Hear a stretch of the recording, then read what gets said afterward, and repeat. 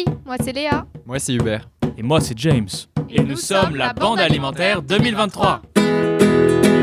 En Bande Alimentaire, un podcast de jeunes engagés, conscients et solidaires. On est super content de vous présenter notre aventure au sein de la collecte de la Banque Alimentaire. On va vous faire découvrir les personnes et les lieux où l'on collecte chaque année en Île-de-France plus de 6000 tonnes de denrées alimentaires pour les plus démunis, soit 12 millions de repas. Et on aimerait qu'on se rassemble toutes et tous autour des valeurs de conscience, d'engagement et de cohésion. Un bon coup de scotch sur l'ouverture, mais bien collé et pas en frisottis bigoudi, s'il vous plaît. Merci. Venez découvrir avec nous les coulisses de la collecte. On vous emmène dans la salle de tri de la mairie du 7e. Bonjour à tous, je suis Sabrina Delespierre, je suis la directrice adjointe de l'espace parisien des solidarités du 7e arrondissement.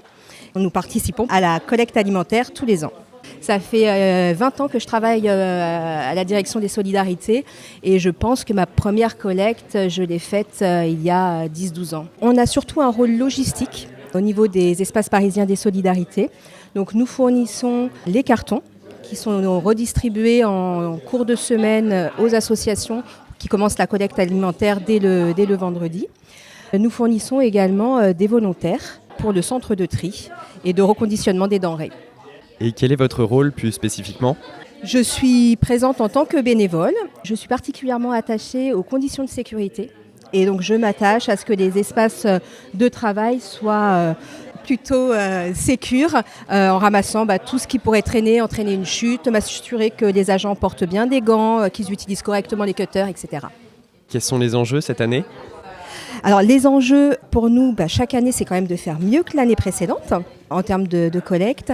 L'année dernière, on était à 9 palettes et demie. Je ne suis pas vraiment capable de vous dire en termes de tonnes ou de quantité de cartons ce que ça représente, mais 9 palettes et demie, je peux vous dire que c'est important. On fait partie des gros arrondissements parisiens en termes de volume de collecte. Et voilà, notre idée est de faire au moins la même chose que l'année dernière et même mieux. Et puis, à chaque année, d'améliorer notre organisation également. Pourquoi c'est important pour vous de participer à cette collecte ? La solidarité, c'est notre quotidien, nous, dans l'espace parisien des solidarités. C'est notre métier et c'est tout naturel, en fait, de participer à cette action qu'on attend tous les ans. Voilà. Comment assurez-vous que l'engagement des bénévoles soit présent ? Justement, aujourd'hui, nous étions prévus pour 16 participants. On se retrouve à 12, des collègues qui sont tombés malades récemment. Par contre, on peut compter sur le soutien des associations qui vont nous fournir des bras supplémentaires à partir du milieu de la matinée et de cet après-midi.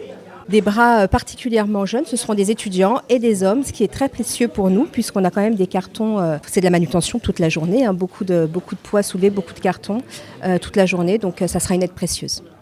Alors l'idée, c'est de faire tourner les bénévoles sur les différents postes. Vous allez peut-être les interviewer tout à l'heure. Donc on a plusieurs postes de travail et l'idée, c'est qu'il n'y ait pas d'usure ou de fatigue vraiment trop dans la journée, de pouvoir participer aux différents postes. C'est ce qui guide notre organisation. Comment vous définiriez l'ambiance de la collecte ? C'est toujours un moment de partage et de bonne humeur. Vous arrivez au moment de la pause café. On a décidé de tous poser en même temps pour pouvoir échanger, faire connaissance. La collecte a commencé tôt ce matin. Dès 8h30, on avait les premiers cartons. Donc on n'a pas eu le temps encore de discuter entre nous. Donc on a choisi là, de se poser. Donc la convivialité, le partage. Et si vous devez transmettre un message aux jeunes ? Je leur dirais de ne surtout pas hésiter, qu'ils passeront forcément une belle journée, ils rencontreront du monde, ils se rendront utiles et ils participeront à une opération d'envergure nationale.